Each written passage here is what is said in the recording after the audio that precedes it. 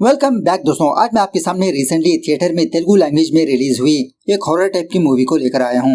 इसका नाम है जटाधरा, जिसमें सोनाक्षी सिन्हा पिशाच का रोल निभाया है। तो अब चलिए फटाफट से वीडियो को स्टार्ट कर लेते हैं। उससे पहले लुटा दो प्यार, फॉलो ऑन इंस्टाग्राम। कहानी की शुरुआत में ही एक छोटी सी बैक स्टोरी को दिखाया जाता है। काफी सालों पहले जब लोगों के पास धन हुआ करता था, उस वक्त चोर उस गाँव पर या उस गाँव वालों पर हमला करके धन को लूट लेकर ले जाया करते थे। जिसके पास भी कुछ ज्यादा धन होता, वो लोग डरने लगते कि कब कौन डाकू आकर इनका धन चुरा कर ले जाएगा। लोग अपने धन को बचाने के लिए जमीन में गाड़ने लगे, लेकिन इसके बावजूद भी वो चोर और डकैत इस चीज को भाप कर उस धन को भी चुरा कर ले जाते थे। अब लोग अपने धन को बचाने के लिए एक अजीब का मेथड को इस्तेमाल किया, और वो है तांत्रिक विद्या बंधन।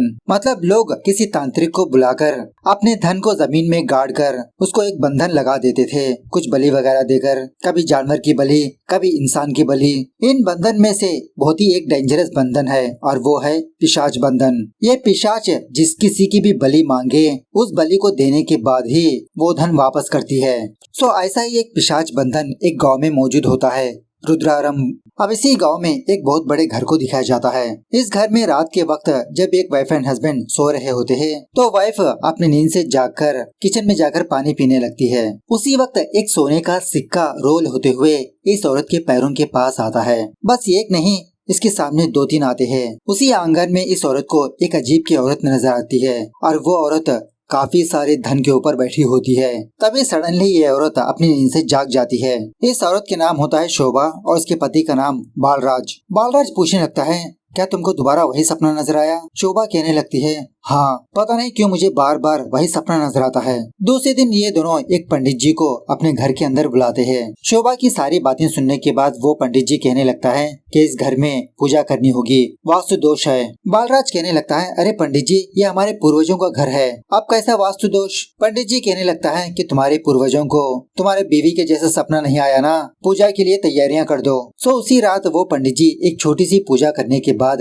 इन दोनों से कहने लगता है कि आज रात मैं इसी घर में स्टे करूंगा। जब ये पंडित जी सो रहा होता है तो इसको ऐसा लगता है कि इसके शरीर के ऊपर कोई औरत बैठकर हंस रही है जोर जोर से। ये पंडित जी फटाक से अपनी नींद से जागकर इन दोनों से कहने लगता है कि अब एक पल भी इस घर में मत रहो, फटाफट से इस घर को खाली कर दो। इसके कुछ दिनों के बाद हम ये देखते हैं कि इसी घर में वो वाइफ एंड हस्बैंड मरे पड़े हैं। उसके बाद सीन प्रेजेंट डे पर शिफ्ट होता है 2025, जहाँ पर मनीष शर्मा नाम के एक पैरानॉर्मल एक्टिविस्ट को दिखाया जाता है। वो किसी जगह पर आकर भूत प्रेत के बारे में कुछ स्पीच देते रहता है कि धरती पर पॉजिटिव और नेगेटिव एनर्जीज होती है, और उसी तरह से ऐसी एनर्जीज नॉट बी क्रिएटेड और नॉट बी डिस्ट्रॉयड। अपनी स्पीच के दौरान मनीष लोगों से ये पूछने लगता है कि कौन कौन ये मानता है कि इस धरती पर बुरी आत्माएं होती है। ऑलमोस्ट काफी सारे लोग अपना हाथ राइज करते हैं, लेकिन बाद में वो सारे लोग बैठने के बाद मूवी का हीरो शिवा अपनी सीट से उठ खड़ेता है। मनीष से ये कहने लगता है कि मैं ये मानता हूँ कि धरती पर ऐसी कोई बुरी आत्मा नहीं होती।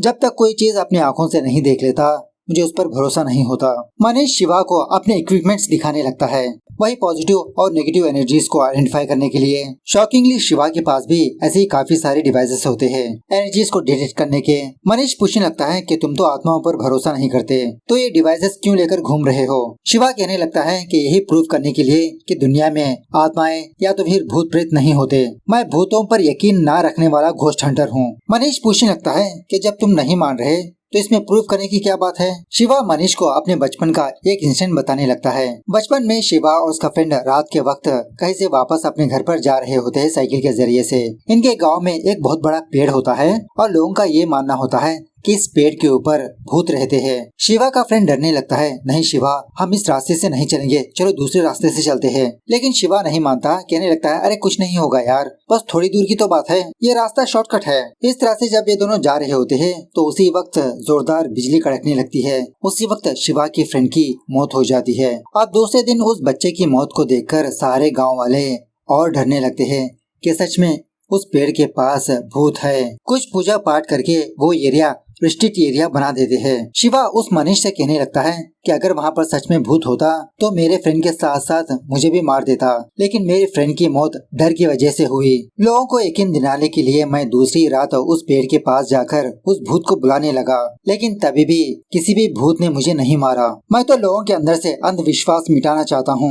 लोग आत्मा या भूत से नहीं मरते, अंधविश्वास और उनका डर ही उनको मार देता है। अब शिवा के हाथ में काफी सारे ताबीज बंधे होते हैं। मनीष शिवा से इसी के बारे में पूछने लगता है कि तुम तो भूत प्रेत पर यकीन नहीं करते, तो ये सारे धागे क्यों बांध लिया। शिवा कहने लगता है कि ये तो मेरी माँ का प्यार है, अगर मुझे जरा से भी चोट आएगी तो पहले मुझे मेरी माँ डॉक्टर के पास ले जाने से पहले मुझे धागा बनती है। ये सारे धागे इसलिए है क्योंकि मैं अपनी माँ की रेस्पेक्ट करता हूँ, उसके यकीन की कदर करता हूँ। शिवा की सारी बातें सुनने के बाद मनीष शिवा को अप्रिशिएट करने लगता है कि तुम्हारे अंदर हिम्मत बहुत ही ज्यादा है। आविश तुमको आत्मा जल्दी ही नजर आए तब तुम यकीन करोगे। खैर उसके बाद शिवा और उसके दो फ्रेंड्स एक अबैंडन प्लेस पर जाकर नेगेटिव एनर्जीज को डिलीट करने की कोशिश करने लगते हैं, लेकिन नो यूज, यहाँ पर इसको कुछ भी ऐसा महसूस नहीं होता। बस लोग इस फैक्ट्री के नाम पर डर रहे हैं। इस तरह से शिवा को जब भी टाइम मिलता ये अपने दोनों दोस्तों के साथ अबैंडन प्लेसेस पर जाकर रिसर्च करते रहता है। शिवा का वो फ्रेंड और दूसरी लड़की रिलेशनशिप में होते हैं। शिवा के वो दोनों फ्रेंड्स शिवा के साथ आने के लिए बहुत डरते रहते हैं, लेकिन जबरदस्ती इन दोनों को अपने साथ ले जाते रहता है। एक्चुअली शिवा एक आर्किटेक्ट होता है, उसके दोनों फ्रेंड्स भी एक ही कमरे में काम करते हैं। सो इसको जब भी टाइम मिलता शिवा अपने दोनों फ्रेंड्स के साथ भूत हंटिंग के लिए जाता। खैर एक रात शिवा अपने काम खत्म करके वापस अपने घर पर आकर सोने लगता है। थोड़ी देर के बाद शॉकिंगली शिवा और उसके कमरे के सामान हवा में तैरने लगते हैं और इसी तरह से इसकी ख्वाब में एक छोटा सा बच्चा नजर आता है और उस बच्चे को कोई औरत चाकू से मारने की कोशिश करती रहती है। तभी शिवा फटाक से अपनी नींद से जाग जाता है। एक्चुअली ये सब कुछ इसका ख्वाब होता है, हवा में तैरना, बच्चा वगैरह। उसी वक्त शिवा का वो फ्रेंड शिवा को फोन करने लगता है फटाफट से ऑफिस आने के लिए। शिवा अपने उस ड्रीम के बारे में बताने लगता है। यह सुनने के बाद शिवा का फ्रेंड डांटने लगता है, इसलिए मैं कहता हूँ कि अजीबोगरीब के प्लेसेस पर मत जाओ, कुछ बुरा साया लग गया होगा तुमको। शिवा कहने लगता है, अरे यार तुम ओवर एक्टिंग मत करो, साइंस के हिसाब से हमारा ब्रेन नए फेसेस को क्रिएट नहीं कर सकता। शायद मैंने उस बच्चे को कहीं पर देखा होगा, वही चीज मेरे दिमाग में घूम गई ड्रीम के जैसा। उसी दिन शिवा अपने फ्रेंड को लेकर दोबारा एक अबैंडन प्लेस पर जाता है। अपनी डिवाइस को ऑन करके पूछने लगता है कि अगर यहाँ पर कोई है तो हमें साइन दीजिए, बस एक बीप करिए। लेकिन यहाँ पर भी किसी की भी आत्मा नहीं होती। उसी वक्त इन दोनों को थोड़ी दूरी पर एक लड़की नजर आती है। शिवा फटाफट से उस लड़की को फॉलो करने लगता है। थोड़ी दूर जाने के बाद वो लड़की इसको नजर ही नहीं आती। जब शिवा उस लड़की को उस प्लेस पर ढूंढ रहा होता है तो चुप चुप के वो लड़की शिवा को ही फॉलो करती रहती है। तभी सडनली वो लड़की शिवा के सामने आकर इसकी आंखों में शैम्पू का स्प्रे मारकर भाग जाती है। एक्चुअली वो लड़की कोई आत्मा नहीं होती, इंसान ही होती है, बस उस शिवा से छुप रही थी। खैर दूसरे दिन शिवा की फैमिली वाले एक मंदिर पर जाते हैं। एक्चुअली इस मंदिर पर एक बहुत बड़े गुरुजी आए होते हैं। शिवा की माँ वहाँ के सिक्योरिटी गार्ड से रिक्वेस्ट करने लगती है कि मैं गुरुजी को बहुत मानती हूँ, प्लीज एक बार मिल लेने दो, लेकिन वो लोग परमिशन नहीं देते। उसी वक्त शिवा की माँ के पास वो रात वाली लड़की आती है, इसका नाम होता है सितारा। वो गुरुजी सितारा को बहुत ही अच्छी तरह से जानता होता है। सितारा शिवा की माँ को इस गुरुजी के पास लाती है। थोड़ी देर के बाद शिवा की फैमिली और सितारा की फैमिली एक दूसरे में मुलाकात करके अपने बारे में बातचीत करते रहते हैं। शिवा सितारा को देखकर पहचान लेता है कि कल रात मैंने इसी लड़की को देखा था। और थोड़ी देर के बाद शिवा और सितारा अकेले होते हैं। सितारा कल रात के लिए शिवा को सॉरी बोलने लगती है। शिवा पूछने लगता है कि वैसे कल रात तुम अकेली वहाँ पर क्या कर रही थी। सितारा कहने लगती है कि एक्चुअली मैं एक आर्कियोलॉजिकल रिसर्चर हूँ। उस बिल्डिंग में एक पुरानी मूर्ति थी, उसी की रिसर्च करने के लिए वहाँ पर गई थी। अब तुमको देखकर मैंने यही सोचा कि उस बिल्डिंग के ओनर्स यहाँ पर आ गए, इसलिए तुम्हारी आंखों में स्प्रे करके वहाँ से भाग गई। और वैसे तुम वहाँ पर क्या कर रहे थे। शिवा अपने बारे में बताने लगता है कि मैं एक घोस्ट हंटर हूँ जो भूतों पर यकीन नहीं करता और यही यकीन दिलाने की कोशिश में लगा हूँ कि दुनिया में भूत नहीं होते। अब इसी बातों में इन दोनों की अच्छी खासी दोस्ती हो जाती है, नंबर्स एक्सचेंज कर लेते हैं, दोस्ती प्यार में भी बदल जाती है। इसी दरमियान में सितारा शिवा की कुंडली भी मांगने लगती है अपनी उस गुरुजी को दिखाने के लिए। खैर दोबारा जब शिवा अपने कमरे में सो रहा होता है, शिवा और उसके कमरे के सारे सामान तैरने लगते हैं। दोबारा इसको वही बच्चे का ख्वाब नजर आने लगता है, एक औरत उस बच्चे को मारने वाली है। दूसरे दिन शिवा को एक न्यूज के जरिए से ये बात पता चलती है, जो पैरानॉर्मल एक्टिविस्ट है ना मनीष शर्मा, उसका असिस्टेंट मारा गया। शिवा उस बंदे को अच्छी तरह से जानता होता है। सो इसी के बारे में जानने के लिए शिवा सितारा को लेकर उस मनीष शर्मा के पास जाता है। मनीष कहने लगता है कि कुछ दिनों पहले मेरा असिस्टेंट एक तांत्रिक के साथ गुप्त खजाने ढूंढने के लिए गया था उस गांव पर। उस गांव में सब कुछ नॉर्मल था, वापस आने के बाद बहुत ही अजीब तरीके से मेरे असिस्टेंट की मौत हो गई। शिवा पूछने लगता है कि गुप्त खजाने की वजह से कैसे मर सकते हैं। मनीष कहने लगता है ऐसे गुप्त खजाने के ऊपर कुछ शक्तियाँ पहरेदारी के लिए होते हैं। ऐसे शक्तियों को खुश करने के लिए बलि भी दी जाती है, कभी कभार नर बलि भी दी जाती है। शिवा पूछने लगता है कि सर वो तांत्रिक कौन है और वो गांव कौन सा है। मनीष समझाने लगता है कि देखो शिवा, ऐसी चीजें सच में बहुत ही खतरनाक है, तुम इन सारी चीजों से दूर ही रहो, बेहतर होगा। मैं तुमको इसके बारे में ज्यादा इन्फॉर्मेशन नहीं दे सकता, प्लीज। घर वापस आने के बाद सितारा भी शिवा को समझाने लगती है कि शिवा तुम मुझसे वादा करो कि तुम कभी भी उन गुप्त खजानों के पीछे नहीं जाओगे। शिवा भी कहने लगता है अरे सितारा, इसमें टेंशन होने वाली क्या बात है, ठीक है बाबा, मैं नहीं जाऊंगा, ओके। उसके बाद शिवा अपने फ्रेंड की बैचलर पार्टी पर जाता है। यहाँ पर सारे लोग बहुत ही जबरदस्त तरीके से एंजॉय करने लगते हैं। इसी पार्टी के दौरान मनीष शर्मा के पास काम करने वाला एक और बंदा शिवा को फोन करके कहने लगता है कि ब्रो, मैं तुमको उस गांव का एड्रेस बताऊंगा, लेकिन थोड़ा खर्चा होगा, एक लोकेशन बताता हूँ, वहाँ पर आ जाओ। मतलब जब शिवा मनीष शर्मा के पास गया था, वहाँ पर वो असिस्टेंट इसकी बातें सुनकर पैसों की लालच में शिवा को ये इन्फॉर्मेशन देने लगता है। उसी रात दोबारा जब शिवा अपने कमरे में सो रहा होता है, शिवा और उसके कमरे के सामान हवा में तैरने लगते हैं। उसको दोबारा वही ख्वाब नजर आने लगता है, लेकिन इस बार एक मर्द उस बच्चे को मारने की कोशिश करते रहता है। शिवा फटाक से अपनी नींद से जाग जाता है। इसको समझ में ही नहीं आता कि यही ख्वाब बार बार इसको क्यों नजर आ रहा है। तभी मनीष शर्मा का असिस्टेंट शिवा को लोकेशन भेजने पर शिवा चोरी छिपके अपने घर से बाहर निकालता है। शिवा उस बंदे को थोड़े पैसे देने के बाद वो बंदा शिवा को उस गांव पर ले जाने लगता है। दूसरी तरफ सितारा का वो गुरुजी सितारा को फोन करके अपने घर बुलाता है कि बेटा, तुमने जो कुंडली मुझे दी उसके बारे में कुछ बात करनी है, बहुत ही अर्जेंट है ये। दूसरी तरफ अमेरिका से शिवा की बहन शिवा के फादर को फोन करके इसके सर्टिफिकेट से भेजने के लिए कहती है। व्हाट्सएप में कुछ इंटरव्यू पर जाना होता है उसको। तो शिवा का फादर शिवा की माँ से कहने लगता है कि तुम जाकर चाय बनाओ, मैं उस सर्टिफिकेट्स को ढूंढता हूँ। इस तरफ वो गुरुजी सितारों को अपने पास बुलाकर कहने लगता है कि तुमने जो कुंडली भेजी उस कुंडली में कदम कदम पर मौत लिखी है, मौत। सिर्फ इस बंदे को नहीं बल्कि इसके आसपास रहने वालों को भी खतरा हो सकता है, कभी भी इस बंदे की जान जा सकती है। यह सुनने के बाद सितारा शॉक में रह जाती है। दूसरी तरफ वो असिस्टेंट शिवा को लेकर उसी रुद्रारम गांव पर आता है। वहाँ पर एक तांत्रिक उसी घर के सामने बैठकर कुछ रिचुअल्स करते रहता है। यहाँ आने के बाद शिवा अपना एक डिवाइस बाहर निकालने लगता है एनर्जी को डिलीट करने के लिए, लेकिन वहाँ पर एक बंदा शिवा को डांटने लगता है कि वो डिवाइस अंदर ही रख दो, लेकिन इसके बावजूद भी शिवा चोरी चुपके उस डिवाइस को अपनी जेब में रख लेता है। वहाँ पर वो तांत्रिक जो भी रिचुअल करते रहता है, शिवा बहुत ही गौर से ऑब्जर्व करते रहता है। तभी देखते ही देखते वहाँ पर एक पेड़ के ऊपर बिजली गिरकर वो सारा पेड़ जलने लगता है और इसी तरह से काफी सारे हवाएं भी आने लगती है, लेकिन इसके बावजूद भी वो लोग वहाँ पर खुदाई करते ही रहते हैं। घर के अंदर वो धन पिशाच गुस्से की आग से भड़क रही होती है। दूसरी तरफ शिवा का फादर टेबल से नीचे गिर जाता है, ज्यादा चोट नहीं लगती। अब अपने पति के ख्याल में शिवा की माँ भूल जाती है कि इसने गैस ऑन किया था। फटाफट से किचन में जाकर चाय बनाने के लिए गैस को ऑन करती है। दूसरी तरफ सितारा शिवा को फोन करके एक बुरी खबर सुनाने पर शिवा फटाफट से वापस अपने घर पर आने लगता है। शिवा घर वापस आने के बाद इसको ये बात पता चलती है कि शिवा की माँ हल्के से जख्मी हो चुकी है। मतलब शिवा की माँ के हाथ को हल्की सी आग लगी थी। और उसी तरह से शिवा का फादर शिवा को डांटने लगता है कि मैंने तुमको कितनी बार कॉल किया, कहाँ पर थे तुम, तुम्हारा फोन कनेक्ट ही नहीं हुआ। सितारा को कॉल करने पर वो यहाँ पर आई, बाद में तुमको कॉल किया उसने। थोड़ी देर के बाद सितारा शिवा पर गुस्सा करने लगती है कि शिवा, तुमने मुझसे वादा किया था कि तुम उस गुप्त खजानों के पीछे नहीं जाओगे। अभी थोड़ी देर पहले मैं गुरुजी के पास थी, उन्होंने क्या कहा पता है तुमको? तुम्हारी जान को कदम कदम पर खतरा है, पता नहीं तुम्हारी जान कब निकलेगी। उसी वक्त शिवा का फ्रेंड शिवा को फोन करके एक न्यूज देखने के लिए कहता है। शॉकिंग बात यह है कि शिवा थोड़ी देर पहले जिस गांव पर था ना, उस गांव पर एक बहुत बड़ा हादसा पेश आकर वहाँ के सारे लोग मर गए। ये न्यूज देखकर सितारा शिवा से दोबारा यही बात कहने लगती है कि अगर तुम वहाँ पर होते तो तुम भी मारे जाते, अच्छा हुआ तुम जल्दी वहाँ से निकल गए। तभी इन दोनों की बातें शिवा का फादर सुन लेता है। ये भी बहुत डांटने लगता है कि तुम उस गाँव पर क्यों गए। इसी दरमियान में शिवा अपने घर में एक फोटो को देखता है। शॉकिंगली उस फोटो में एक कपल होते हैं जिसके हाथ में एक बच्चा होता है। यही कपल शिवा के ख्वाबों में आया करते थे और उसी तरह से ये बच्चा भी।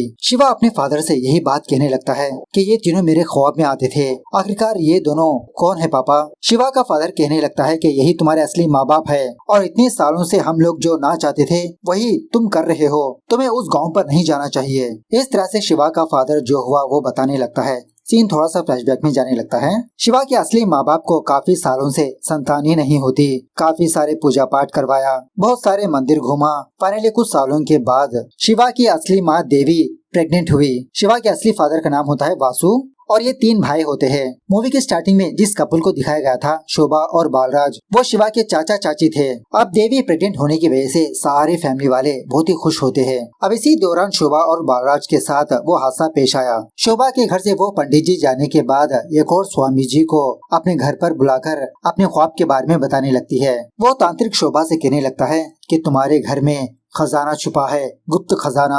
उस खजाने को हासिल करने के लिए एक पूजा करवानी होगी। उस खजाने के बारे में पता लगाने के लिए तुम्हारे फैमिली मेंबर की जरूरत पड़ेगी जिसकी आंखें नीली हो और उसी तरह से एक नक्षत्र बोलता है, उस नक्षत्र में वो बंदा या बंदी पैदा हुआ हो। अब बालराज शोभा को डांटने लगता है, अरे शोभा तुम ये क्या कर रही हो, हमें इस चीज की जरूरत नहीं। लेकिन शोभा बालराज को डांटने लगती है, अरे चुप रहो तुम, पैसा है तो सब कुछ है। सो उसके बाद पहले तो वो तांत्रिक शोभा और बालराज के साथ कुछ पूजा पाठ करवाने लगता है कब्रिस्तान पर ले जाकर। उसके बाद शोभा को ये बात पता चलती है कि देवी उसी नक्षत्र में पैदा हुई थी, वही शिवा की असली माँ। किसी फेस्टिवल के दिन सारे लोग देवी के घर पर जमा होते हैं। उसी वक्त देवी हल्के से पैर फिसलकर नीचे गिर जाती है। यही मौके का फायदा उठाकर शोभा देवी और वासु से कहने लगती है कि कुछ दिनों पहले एक पुजारी हमारे घर पर आए थे। उन्होंने कहा था कि देवी के होने वाले बच्चे को कुछ प्रॉब्लम है, अगर देवी एक छोटी सी पूजा करेगी तो प्रॉब्लम मिट जाएगी। यह सुनने के बाद देवी और वासु थोड़ा सा हिचकिचाने लगते हैं कि ऐसी हालत में जर्नी करना सेफ नहीं है।